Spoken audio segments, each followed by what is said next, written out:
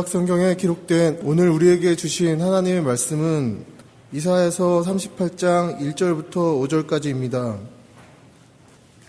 그때 히스기야가 병들어 죽게 되니 아모스의 아들 선지자 이사야가 나아가 그에게 이르되 여호와께서 이같이 말씀하시기를 너는 내 집에 유언하라 내가 죽고 살지 못하리라 하셨나이다 하니 히스기야가 얼굴을 벽으로 향하고 여호와께 기도하여 이르되 여호와여 구하오니 내가 주 앞에서 진실과 전심으로 행하며 주의 목전에서 선하게 행한 것을 기억하옵소서 하고 히스기야가 심히 통곡하니 이에 여호와의 말씀이 이사야에게 임하여 이르시되 너는 가서 히스기야에게 이르기를 내 조상 다윗의 하나님 여호와께서 이같이 말씀하시기를 내가 내 기도를 들었고 내 눈물을 보았노라. 아멘. 신약 성경에 기록된 오늘 우리에게 주신 하나님의 말씀은 누가복음 11장 9절에서 10절 말씀입니다. 내가 또 너희에게 이르노니 구하라 그러면 너희에게 주실 것이요 찾으라 그러면 찾아낼 것이요 문을 두드리라 그러면 너희에게 열릴 것이니 구하는 이마다 받을 것이요 찾는 이는 찾아낼 것이요 두드리는 이에게는 열릴 것이니라. 아멘. 사람이 살아가려면 반드시 음식을 먹어야 합니다. 또 공부도 해야 되고 열심히 일을 해서 돈도 벌어야 합니다. 그러면 음식만 있고 지식만 있고 돈만 있으면 살 수 있느냐? 물론 그런 것도 삶에 필요한 것은 사실입니다. 음식은 반드시 먹어야 되고 지식도 있으면 좋고 돈도 많으면 삶에 편리한 것은 사실입니다. 그러나 그런 것만 갖추어져 있다고 사는 것은 아닙니다. 삶에 있어서 무엇보다도 필요한 것은 숨을 쉬어야 됩니다. 숨 쉬지 않고 살 수는 없습니다. 숨부터 쉬고 밥을 먹고 숨 쉬고 공부하고 숨 쉬고 일을 해야 합니다. 음식은 먹지 않아도 100일을 산 사람 있잖아요. 그러나 숨은 단 5분만 쉬지 않아도 죽습니다. 그래서 자신의 힘으로 숨을 쉬지 못하면 기계의 도움을 받아서라도 숨을 쉬어야만 됩니다. 그래서 삶에 가장 우선되고 가장 기본적이고 가장 중요한 것은 호흡입니다. 그런데 참으로 하나님께서는 이렇게 중요한 호흡을 가장 쉽게 할 수 있게 하셨습니다. 가장 손쉬운 일을 말할 때 식은 죽 먹기다, 누워서 떡 먹기다 그런 말을 합니다. 참 식은 죽 먹기는 쉽지요. 숟가락으로 또 먹을 것도 없이 마셔도 되고 씹을 필요도 없이 삼키기만 해도 됩니다. 참 식은 죽 먹기가 또 누워서 떡을 먹는 거, 이거는 식은 죽 먹기보다도 더 쉽습니다. 내가 병원에 입원해서 수술을 하고 24시간은 꼼짝하지 말고 누워있으라 그래서 누워서 그 식은 죽 먹어보니까 그것도 어렵더라고요. 우리 며느리가 떠 먹여주는데 가만 누워서 떠 먹이는 거 그거 먹기도 그거 쉽잖아요. 일단 기관지에 들어가지고 재치기가 나오고 힘들어요. 그러나 떡은 누워서 먹기가 쉬워요. 엎드려 먹든지 누워서 먹든지 옆으로 먹든지, 그래서 참 누워서 떡 먹기라는 게 쉽기는 쉽구나 그렇게 생각을 해보았어요. 그러나 또 한편 가만히 생각해 보면 식은 죽 먹기는 쉽지만은 식은 죽을 만들 때까지는 얼마나 힘이 들어야 됩니까? 쌀을 사야 되지요. 쌀을 가지고 씻어서 간을 맞추어서 죽을 끓여야 되지요. 그걸 식혀야 되지요. 우선 먹기는 쉽지만은 식은 죽을 만들기는 얼마나 많은 수고를 해야 돼요. 누워서 떡을 먹기는 쉽지만은 그 떡을 만드는 것은 죽을 끓이는 것보다 더 어렵습니다. 그러고 보면은 결국은 식은 죽 먹기도 쉽지 않고 누워서 떡 먹기도 쉽지 않습니다. 그러나 숨 쉬기는 쉽습니다. 식은 죽 먹는 것보다도 누워서 떡 먹기보다도 훨씬 쉬운 것이 숨 쉬는 거예요. 공기를 만들 필요도 없고 그릇에 담을 필요도 없고 싸들고 다닐 필요도 없고 언제나 어디에서나 마음대로 숨을 쉴 수가 있습니다. 이미 하나님이 만들어 놓은 공기를 하나님이 만들어 주신 기계적인 방법으로 아무런 노력도 지식도 자본도 필요 없이 이제부터 숨 쉬어야 되겠다. 그런 결단도 결심도 필요 없이 마음대로 의식하지 않고도 숨을 쉴 수 있는 것입니다. 내가 잠을 자도 숨은 쉽니다. 밥을 먹으면서도 숨은 쉽니다. 절로 숨을 쉬게 돼 있어요. 인간의 삶에 가장 필요한 것, 가장 중요한 것, 가장 기본적인 것이 숨 쉬는 것인데 이렇게 쉽게 숨을 쉴 수 있게 해주신 하나님께 감사해야 돼요. 쌀을 사가지고 죽을 끓이고 떡을 만들듯이 일일이 돈을 들어서 공기를 만들어서 숨을 쉰다고 생각을 해보세요. 무슨 수로 사람이 숨쉬고 살겠습니까? 전에 연탄가스 한참 심할 때 연탄가스가 심한 사람 병원에 가서 산소통에 집어넣고 그걸 회생을 시키는데 그 잠깐 들었다 나오는데도 돈이 엄청나게 많이 들어요. 그런데 일평생을 돈을 들여서 숨을 쉰다면 무슨 돈으로 그걸 감당하겠나 말이죠. 그러나 하나님께서는 평생 동안 공짜로 무진장 공기를 마실 수 있게 해주셨습니다. 그런데 이렇게 쉬운 호흡이 힘드는 사람이 있어요.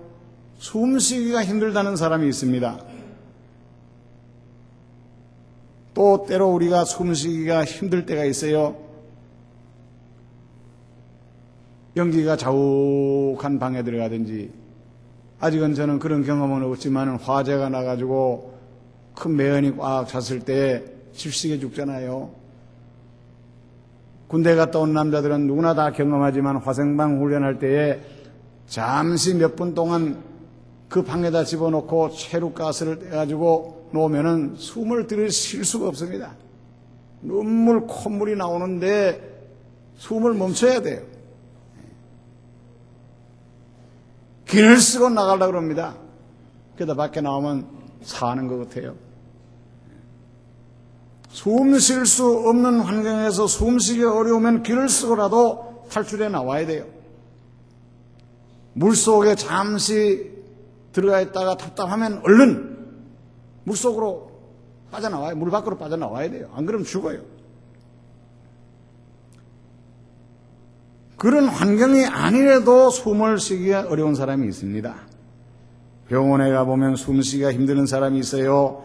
코에 호스를 끼고 헐떡헐떡 하는 분들을 보면은 보는 사람의 가슴을 답답하게 만듭니다.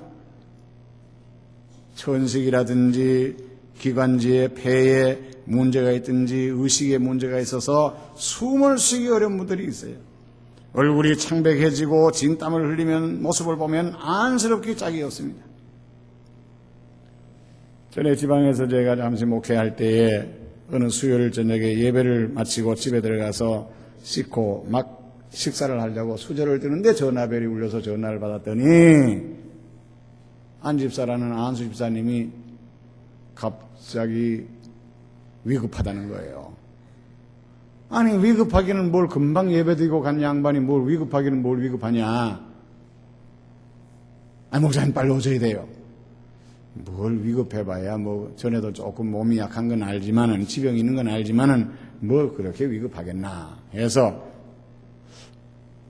밥을 먹고 가려고 숟가락을 들면서 생각하니까 아니 위급하다는데 이 밥을 먹을 수 있겠나. 얼른 수저를 놓고 달려가 봤더니 문을 열고 들어가니까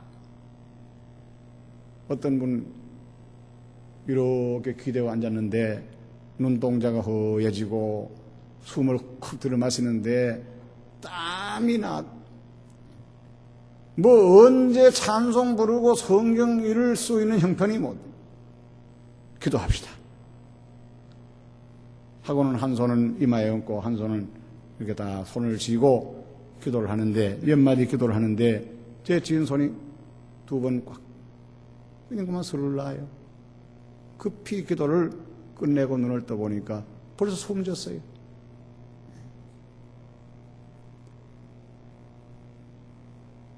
평소에 심장이 조금 좋지 않다는 그런 말은 들었지만 갑자기 증세가 와가지고 참으로 어처구니 없이 세상을 떠나는 것을 제가 보았습니다.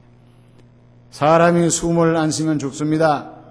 죽었는가 살았는가. 지금은 뭐 의학 장비가 발달이 되고 기술이 발달돼 가지고 숨은 뻘떡뻘떡 쉬고 심장은 뛰어도 이 사람은 죽었다, 그런 진단을 내려요. 소위 말하는 뇌가 죽었다는 거예요. 그래서 뇌사 상태라 그러잖아요. 아무리 뇌사 상태라도 그렇다고 이 사람 죽었으니 시체실로 들어갈 수 하는 의사가 없습니다.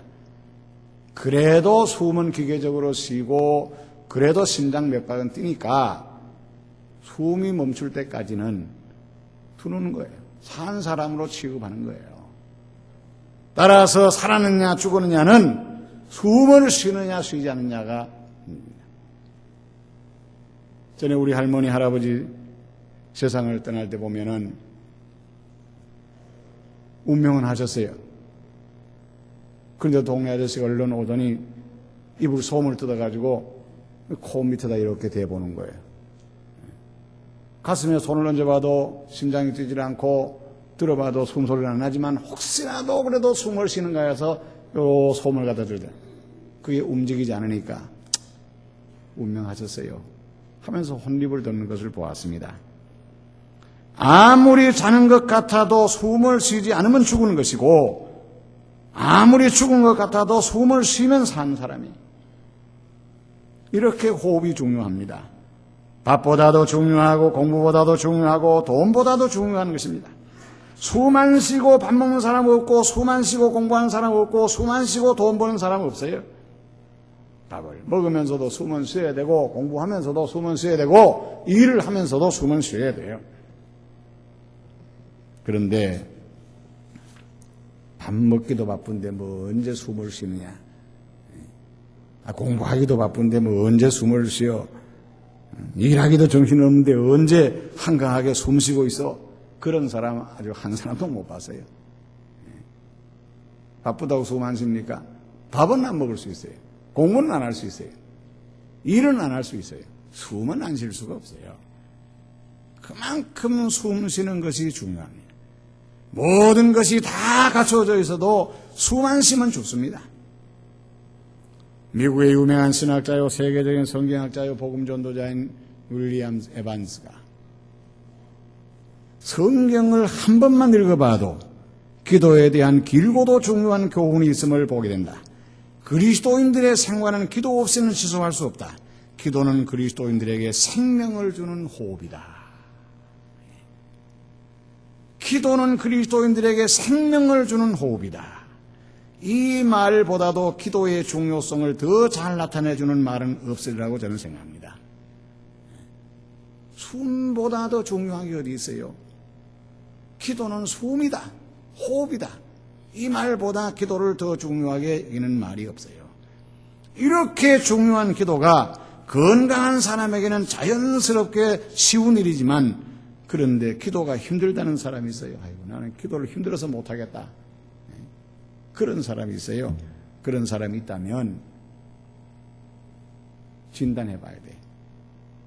나는 숨쉬기가 싫어. 왜 이렇게 가슴이 답답하고 왜 이랬지? 그러다면 얼른 병원에 가봐야 됩니다. 숨쉬기가 힘들면요, 얼른 병원에 가봐야 돼요. 기도하기가 어렵다, 기도하기가 쉽지 않다는 생각하는 사람은 진단을 받아봐야 돼요. 내 신앙이 살았나? 내 영혼이 제대로 살았나? 혹시 내 영혼이 내사 상태는 아닌가?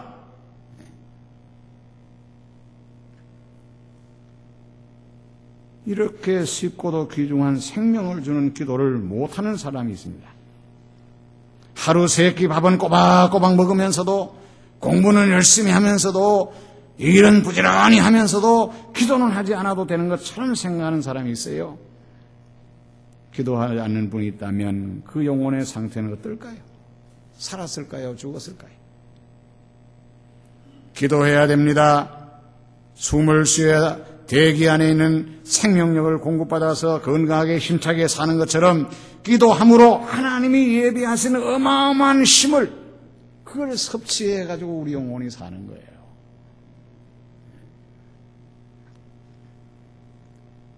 밥은 몇 끼 굶어도 기도를 중단하면 안 됩니다. 공부할 시간, 돈 버는 시간 줄여도 기도의 시간을 줄여서는 안 됩니다. 우리가 무엇 때문에 건강하게 사는지를 알아야 됩니다. 밥 잘 먹는다고 건강한 거 아니에요. 공부 많이 한다고 건강한 거 아닙니다. 돈 많다고 건강한 거 아니에요. 건강하게 숨을 쉬어야 돼요. 건강하게 숨을 쉬어야 돼요. 돌이켜서 우리 한국교회가 무엇 때문에 부흥했습니까? 설교 때문에 부흥됐습니까? 성경 공부를 많이 해서입니까? 제자 훈련을 잘 시켰기 때문입니까? 아니면 돈을 많이 벌어서 헌금을 많이 했기 때문에 교회가 부흥됐습니까? 지금도 어떤 사람은 설교가 신앙생활에 제일 중요한 줄 알고 설교 때문에 이 교회 갔다 저 교회 갔다 하는 사람이 있대요.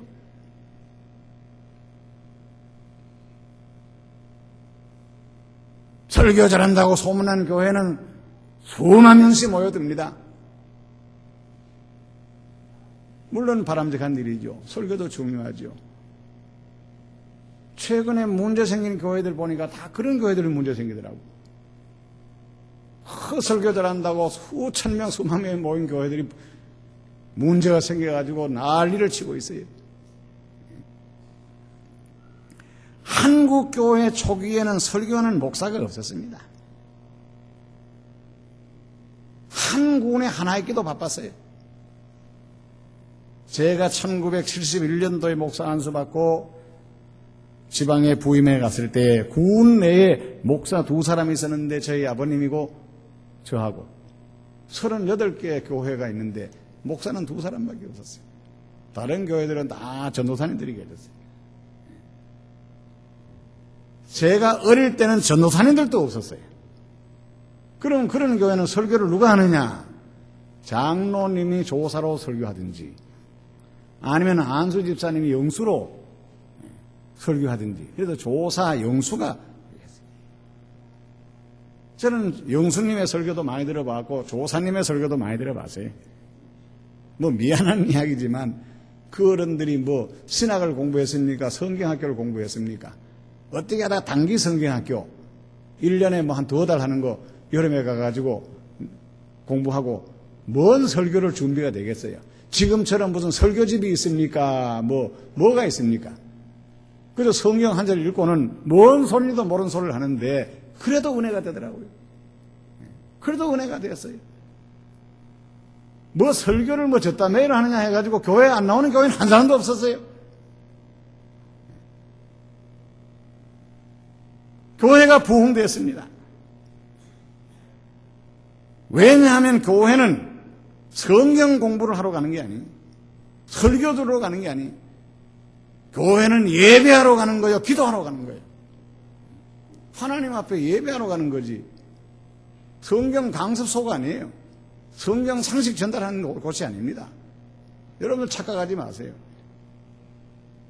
교회는 예배 드리러 나오는 것이고 하나님 앞에 기도하러 나오는 거예요.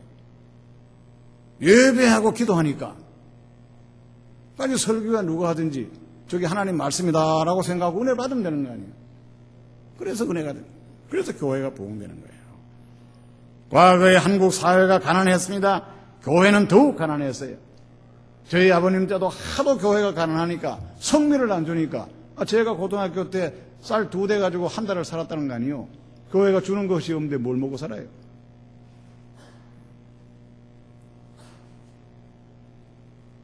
교회가 부흥되고 힘이 있었던 것은 기도 때문이었습니다. 예루살렘이 복음화되는 것도 기도 때문이요. 1907년 한국이 오순절이 성령의 강림으로 말미암아 한국의 오순절을 이룬 것도 기도의 결과예요. 특별히 새벽 기도 때문이었습니다. 특별히 새벽 기도 때문에. 1907년 한국의 오순절까지는 아는 분들이 많아요.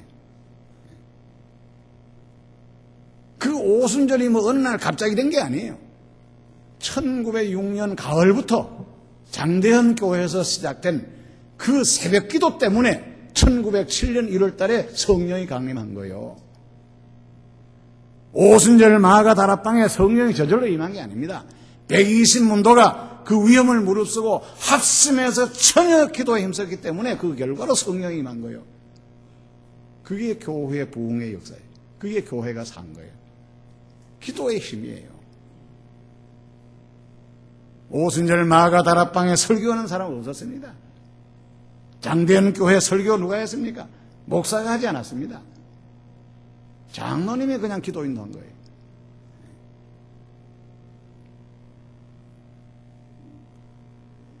기도가 나를 살리고, 기도가 우리 가정을 살리고, 기도가 내 기업을 살리고, 기도가 교회를 살리고, 기도가 나라를 살린다는 것을 알아야 됩니다. 숨이 나를 살리는 거예요. 숨이 나를 살리는 거예요. 다 같이 따라해보죠. 새벽에 지면 일생해진다. 새벽에 지면 일생해진다는 말이 있어요. 새벽을 이겨야 일생을 이긴다. 저는 어릴 때부터 하도 늦잠을 자가지고 한 번도 깨우지 않고 일어나 보질 못해요. 우리 할머니가 혀를 끌끌 차면서 에이구 초저녁잠이 많아야 부자가 된다는데 초저녁에는 무슨 논문하고 무슨 뭐 잠이 옵니까? 밤 12시까지 그죠? 뭐 공부 안 하고 한 것도 아니에요. 논을 하고 공부도 못하게 했어요. 기름 따른다고. 석유 몇 톱 배급받아가지고 뭐 한 달을 써야 되는데 그거요. 불 켜놓고 밥도 안 먹었어요. 그러니까 그 만져 들어앉아가지고 그죠? 노닥거리고 이야기하다 보니 밤 12시까지. 그리고 잠자니까 늦잠 잘 수밖에 없고. 그럴 때 항상 할머니가 하는 말씀이 에이구 초저녁잠이 많아야 부자가 된다는데 그거 뭔 소리예요? 잘 때 자고 새벽에 일찍 일어나는 사람이 부자 된다는 이야기예요. 요즘 무슨 뭐 뭐예요? 밤형 사람? 아침형 사람 그잖아요. 아침형 사람이 성공한다는 이야기입니다. 성공한 사람들 다 보세요. 다 새벽같이 일어난 사람이에요. 제 친구 목사님은 노량진에서 저 창경문 옆에까지 매일 새벽 기도를 다니는데 정주영 회장이 살아있을 때 항상 새벽 기도하러 가려고 하다 보면 중앙청 앞에서 만난대요. 그때부터 청운동에서 걸어가지고 벌써 중앙청 앞으로. 김우중 씨는 주머니에다가 안약을 넣고 다녔다 그러잖아요. 새벽 4시에 일어나가지고 눈에다가 안약을 넣어가면서 잠을 깨웠다 그러잖아요. 새벽을 이겨야 어떻게? 일생을 이긴다. 이게 하나님의 창조의 원리예요. 잘 때 자고 일할 때 일해야지 뭘 거꾸로 살아요. 거꾸로 살아가지고 뭐가 되겠어요. 밤의 활동은 사탄이 합니다. 밤 문화는 사탄의 문화예요. 밤 문화 유익한 거 없어요. 밤에 다니는 사람은 성폭행 당해요. 아침형 사람이 돼야 돼. 따라해 보세요. 새벽 기도에 지면 신앙에 패배한다. 새벽 기도에 지면 신앙에 패배해요. 저는 철야기도 안 합니다. 철야기도 우리 교회 안 해요. 잘 때 자지 뭐 하려고 철야기도 해요. 그것도 나라가 무슨 전쟁이 터졌다든지 뭐 위급한 상황이 있으면 뭐 철야하죠. 그렇지 않고 하나님의 창조대로 잘 때 자고 새벽에 나와 새벽 기도하는 거지. 새벽 기도는 아무리 강조해도 누가 말하는 사람이 없어요. 새벽이나 새벽기도하고 공부한다는데 학생이 반대하겠습니까? 새벽기도를 하고 일찍 회사 출근하면은 누구보다도 먼저 출근되는데 어느 회사에서 말하겠어요? 새벽기도 마치고 일하는데, 새벽기도 마치고 가게 문 여는데 뭐가 해로운 게 하나도 없잖아요. 새벽기도 하고 와서 운동해보세요. 육체의 건강도 한데. 새벽기도를 이겨야 됩니다. 새벽기도의 사람이 되시기를 바랍니다. 이 사실을 누구보다도 가장 잘 아는 것은 마귀예요. 기도하면 산다는 걸 누구보다도 아는 게 마귀예요. 새벽 기도하면 산다는 걸 누구보다도 아는 게 마귀예요. 그래서 항상 마귀는 기도 못하게 합니다. 새벽 기도 못하게 합니다. 이번에 또 사순절 하니까 또 설날이더라고요. 그거 참 해마다 보면 희한해요. 새벽 기도 강조해보지요? 그 이튿날 비 옵니다. 눈 옵니다. 춥습니다. 개인적으로 감기 들고, 어디 뭔 일 있다고 초대받고, 다 사탄의 역사인 줄 알아야 돼요. 극복해야 됩니다. 이겨야 됩니다. 이제 우리는 다시 기도하는 그 시대, 새벽 기도하는 그 시대 그 교회로 되돌아가야 됩니다. 그래서 내가 살아나고, 내 가정이 살아고, 우리 교회가 살아나고, 우리 기업이 살고, 우리나라가 다시 살 수 있기를 바랍니다. 근본 사순절을 기해서 기도의 불을 붙이시기를 바랍니다. 기도의 바람을 일으키시기를 바랍니다. 사랑하시는 우리 아버지 하나님, 숨을 누가 학교에서 가르쳐서 쉬는 것도 아니고, 대통령이 명령을 해서 쉬는 것도 아니고, 총칼을 들고 강제적으로 숨을 쉬라고 해서 쉬는 거 아닙니다. 그런데 누구든지 스스로가 살기 위해서는 숨을 쉽니다. 숨 쉬지 못하게 코를 막아도 물 쓰고 숨을 쉽니다. 물에 집어넣어도 기를 쓰고 나와서 숨을 쉽니다. 살기 위한 발버둥입니다. 기도는 영혼의 호흡이라고 했습니다. 기도하지 않으면 살 수 없는데 우리가 과연 기를 쓰고 기도를 하고 있는가? 그렇지 않다면 내 영혼의 상태가 어떤 것인가? 우리는 다시 한번 기도의 필요성을 사순절을 앞두고 다시 한번 깊이 생각하게 하옵소서. 누가 하라 마라 하지 않아도 내가 살기 위해서는 호흡을 해야 되는 것처럼 내 영혼이 살기 위해서는 기도하게 하여 주시옵소서. 영혼이 살아야 범사가 잘 되고 강건해진다고 했습니다. 기도의 호흡을 열심히 해서 영혼이 건강하게 하시고, 그래서 범사가 잘 되게 하시고, 그리고 건강하게 하여 주시옵소서. 오늘도 사도들의 신앙으로 우리의 신앙을 함께 고백합니다. 전능하사